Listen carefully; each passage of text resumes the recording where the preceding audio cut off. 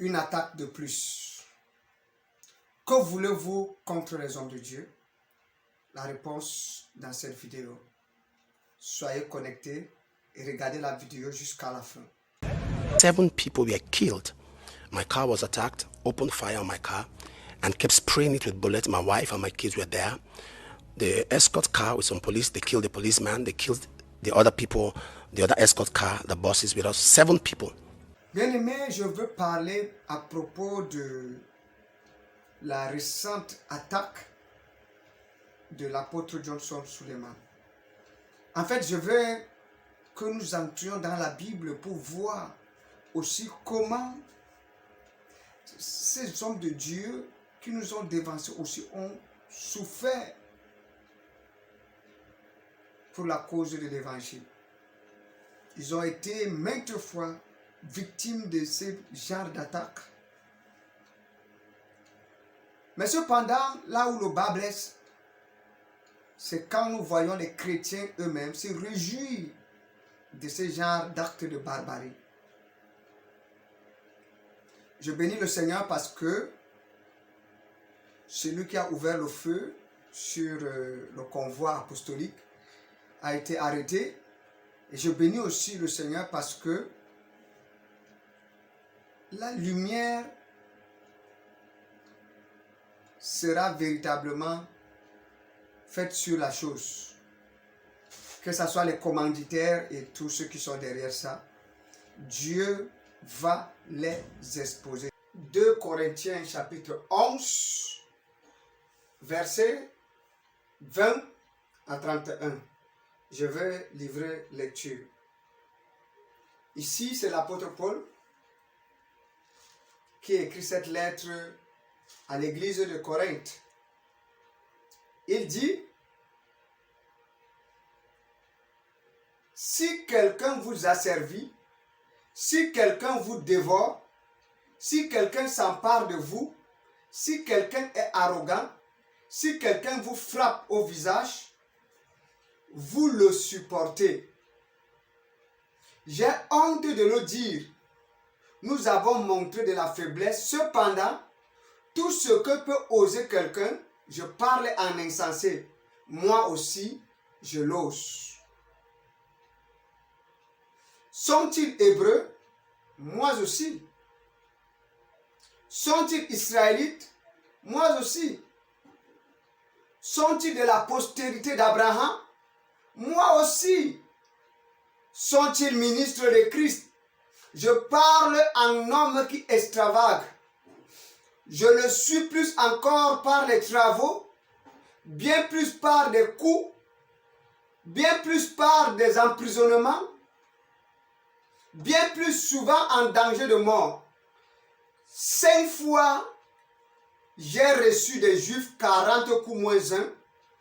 3 fois, j'ai été battu de verge. 1 fois, j'ai été lapidé. 3 fois, j'ai fait naufrage. J'ai passé 1 jour et 1 nuit dans l'abîme.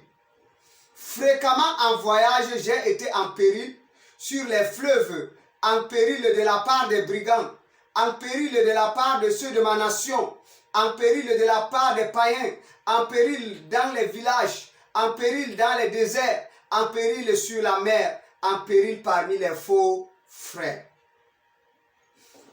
J'ai été dans le travail et dans la peine, exposé à de nombreuses veilles, à la faim et à la soif, à des jeûnes multipliés, au froid et à la nudité. Et sans parler d'autre chose, je suis assiégé chaque jour par les soucis que me donnent toutes les églises. Qui est faible que je ne sois faible?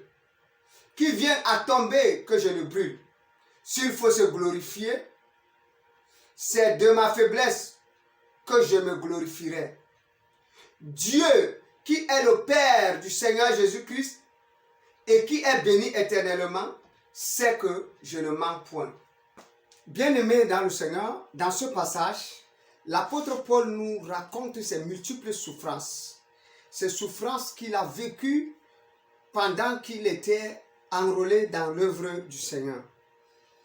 Et aujourd'hui, quand nous voyons l'histoire qui s'est passée également avec l'apôtre Johnson Suleiman, nous nous rendons compte que il a toujours existé les ennemis de l'évangile. L'apôtre Johnson Suleiman va parler donc de quelque chose qui s'est passé entre l'année 2016 et l'année 2017. Il va parler des personnes qui ont monté un coup dans le but de le kidnapper. Et ils ont déboursé des grosses sommes d'argent, plus de 15 millions, pour venir à la maison et faire comme si c'était une haute personnalité de l'État qui voulait le rencontrer. Et là, quand il entrait dans la voiture, il partait avec ses bourreaux, c'était pour ne plus jamais le revoir. Mais, gloire soit rendue à Dieu, Père de notre Seigneur Jésus, qui lui a prévenu, le Père des esprits des prophètes, qui lui a prévenu de ces choses avant que cela n'arrive. Et il n'a pas été victime. Bien-aimé dans le Seigneur, ces gens, que gagnent-ils? Mais la vérité que je voudrais vous dire, c'est que tout le monde n'est pas content. Tout le monde n'est pas fier de ce que tu fais. Ça, c'est d'abord la première des choses. Tout le monde n'est pas content.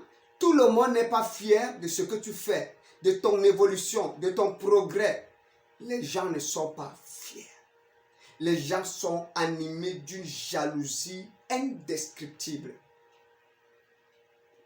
Et la deuxième des choses, les hommes n'aiment pas la vérité. Quand tu es quelqu'un qui aime la vérité, quand tu aimes une certaine clarté, quand tu aimes que partout ou dans tout ce que tu interviens, qu'il y ait quand même une certaine transparence, les hommes ne vont pas t'aimer. C'est pour cela que regardez un peu, que ce soit dans les gouvernements, que ce soit dans les partis politiques, que ce soit dans nos églises même, cela est déjà arrivé. Les hommes qui disent la vérité, les hommes qui aiment défendre la vérité, les hommes opiniâtres, les pourfendeurs d'injustice, ils sont toujours mal vus. Ils sont toujours menacés. Menacés par des gens frauduleux, des gens qui aiment mettre la fraude même dans des choses qui ne les avantagent en rien. Et voilà pourquoi l'apôtre Johnson Suleiman, c'est un apôtre qui opère profondément dans le ministère prophétique. C'est quelqu'un que Dieu a ouvert les yeux. C'est quelqu'un qui a gravi les échelons prophétiques. Il est arrivé à un niveau prophétique où sur la terre, peu de personnes sont arrivées là-bas. Et là maintenant, le diable n'aime pas ce genre de personnes parce que ses œuvres sont dévoilées. Ses œuvres sont dévoilées et sa machine qu'il veut mettre en marche ou qu'il a mis en marche démantelée. De tels hommes, quand ils arrivent dans une nation, même le diable sait qu'il est dans les problèmes. Voilà pourquoi il va animer des hommes, il va animer un certain nombre d'individus pour que ce genre de personnes soient détruits. De même que Hérodias a été animé par le diable pour détruire la vie de Jean-Baptiste, il y a des hommes aussi comme ça que le diable anime pour détruire la vie des hommes de Dieu qui lui causent problème ou qui sont comme une pierre ou bien un caillou dans leurs chaussures. Bien-aimé, tu veux servir le Seigneur? Tu connais les risques qu'il y a derrière cela? Tu connais dans quoi tu t'engages? Servir le Seigneur, ce n'est pas des beaux vêtements. Servir le Seigneur, ce n'est pas des belles voitures. Servir le Seigneur, ce n'est pas les jets privés. Servir le Seigneur, ce n'est pas les premières classes en avion. Servir le Seigneur, c'est le sacrifice de soi. Un homme qui n'est pas mort en lui-même ne peut pas servir le Seigneur. Un homme qui veut servir le Seigneur, c'est un homme qui devient une libation. Tu deviens un sacrifice devant le Seigneur. Dieu n'utilisait pas les vivants, Dieu utilisait les morts. Tu es mort à ta volonté, tu es mort à ta passion, tu es mort à tout. Et en ce moment, tu deviens vide de sens. Et c'est en ce moment que Dieu va t'utiliser. Regardez Moïse, quand il était instruit dans toute la science égyptienne et la connaissance de l'Égypte, Dieu ne l'a pas utilisé parce qu'il voulait faire des choses par lui-même.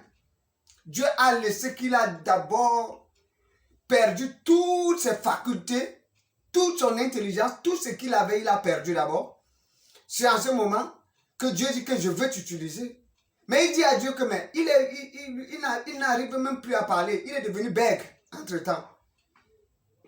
Alors que dans sa jeunesse, c'était quelqu'un qui était éloquent. Mais il est devenu bègue. Dieu a dit, il n'y a pas de problème. Aaron sera ton prophète. Il n'y a pas de problème. Toi, je t'établis Dieu pour Pharaon. Et Aaron sera ton prophète. Quand il était déjà usé, quand il n'avait plus de sens, c'est en ce moment que Dieu a pris. Il a pris quelqu'un qui était presque un cadavre pour l'utiliser et pour délivrer son peuple. Donc, là, dans les choses de Dieu, bien-aimé, ne compte pas sur tes forces et ne fais jamais des choses par toi-même. C'est pour cela que la Bible dit que ceux qui sont conduits par l'Esprit sont fils de Dieu. Dans 2 Corinthiens chapitre 7, l'apôtre Paul va dire: ayant donc de telles promesses, bien-aimés, purifions-nous de toute souillure de la chair et de l'esprit, en achevant notre sanctification dans la crainte de Dieu. Donnez-nous une place dans vos cœurs. Nous n'avons fait de tort à personne. Nous n'avons ruiné personne. Nous n'avons tiré du profit de personne. Ce n'est pas pour vous condamner que je parle de la sorte, car j'ai déjà dit que vous êtes dans nos cœurs à vie et à mort. J'ai une grande confiance en vous. J'ai tout sujet de me glorifier de vous. Je suis rempli de consolation. Je suis comblé de joie au milieu de toutes nos tribulations. Amen. Voilà l'apôtre Paul qui parle ici. Achevons notre sanctification dans la crainte de Dieu. Et il continue en disant que donnez-nous une place dans vos cœurs. Aujourd'hui, les hommes de Dieu n'ont plus de place dans le cœur des chrétiens. Aujourd'hui, les hommes de Dieu n'ont plus de place dans le cœur de leur nation. Aujourd'hui, les hommes de Dieu n'ont plus de place dans le cœur de leurs fidèles. Aujourd'hui, les hommes de Dieu n'ont plus de place dans le monde. Dans les réseaux sociaux, ils n'ont plus de place. Tout le monde les insulte. Et de sur quoi nous trouvons même ceux qui étaient censés prier pour eux, les insultes. Les traitent de faux, les traitent d'arnaqueurs, les traitent de toutes sortes de mots sur les réseaux. Nous avons été tellement mal éduqués en tant que des chrétiens, je vous dis la vérité. Vous pensez que dans d'autres religions, il n'y a pas de scandale? Mais pourquoi ils n'en parlent pas? Mais en milieu chrétien, chaque fois qu'il y a un scandale, c'est le frère, ton frère chrétien qui prend ton scandale pour aller exposer cela sur les réseaux sociaux. C'est une mauvaise manière de faire. Et je crois que pour cela, Dieu jugera sévèrement des gens qui ont pour ministère de critiquer les hommes de Dieu sur les réseaux sociaux, de critiquer les bien-aimés, soit disant qu'ils sont en train de mettre en garde les autres. Bien-aimés, Jésus n'a prononcé le nom de personne et a critiqué publiquement pour mettre en garde certaines personnes. Jésus va dire: mettez-vous en garde des faux prophètes. Il va parler des choses. Mais cependant, il n'indexait pas. Est-ce qu'il n'y en avait pas des gens dans la ville qui étaient des faux? Ils étaient nombreux. Mais Jésus ne faisait pas part de ça. Pour me faire part d'un faux prophète, tu n'as pas besoin d'appeler son nom. Tu n'as pas besoin de déchiqueter son nom dans les réseaux sociaux. Bien-aimé, tu peux sortir simplement les éléments qui prouvent que quelqu'un est faux. Et en écoutant cela, tes auditeurs comprendront que tu es en train de parler. Et s'ils sont des bons élèves, ils sauront à travers des indices ou des indications que tu as données que telle personne était un vrai prophète, telle personne était un faux. Et pourvu même que, et surtout même que, ce n'est pas nous qui convaincons. La Bible dit que tout ce qui n'est pas fruit de la conviction est péché. Donc, à chaque fois que toi tu mets des gens en garde, c'est le Saint-Esprit qui les convainc. Pourquoi nous voulons que les gens suivent simplement notre standard? Pourquoi nous voulons que nous soyons comme le miroir parfait pour tous les autres? Nous voulons insulter, dénigrer les autres. Et voilà ce qui amène autant de problèmes. Pourquoi nous voulons que les gens calquent toujours notre cliché? Pourquoi nous voulons que les gens, tous ceux qui ne font pas comme nous, soient qualifiés de faux? Pourquoi? C'est une mauvaise manière de faire. C'est une très mauvaise manière de faire. Quelqu'un devient ennemi avec toi tout simplement parce que vous n'êtes pas dans la même dénomination. Quelqu'un devient ennemi avec toi tout simplement parce que tu fais quelque chose que lui, il ne fait pas. Parfois même, il n'a jamais causé avec toi. Parfois même, il ne te connaît pas. Mais il a entendu seulement parler négativement de toi. Mais quand tu le trouves en train de déchiqueter ton nom, tu vas penser qu'il te connaît. Bien-aimé, ne nous mettons pas sous le joug de tels jugements. Faisons attention. Dieu a une part qu'il a réservée pour chacun de nous. Et ne pense pas que en sabotant l'autre ou en salissant l'autre, tu deviendras propre. Ne pense pas que en faisant tomber le ministère d'une personne, Dieu va te mettre à sa place. C'est pas possible. Comment quelqu'un se lève pour attaquer le convoi des noms de Dieu? Nous sommes arrivés à un niveau de méchanceté très élevé. Bien aimé. Et derrière ça, il y a des hommes qui sont tapis dans l'ombre et qui ont commandité de tels actes. Quand quelqu'un ne t'aime pas, Jésus a dit que dans son cœur, là, il t'a déjà tué. Il t'a déjà tué. Et vous pensez que c'est commandité, un acte de crime qui va le dépasser? La haine, c'est la chose la plus dangereuse qui puisse exister sur la terre. C'est la chose la plus dangereuse qui puisse exister sur la terre.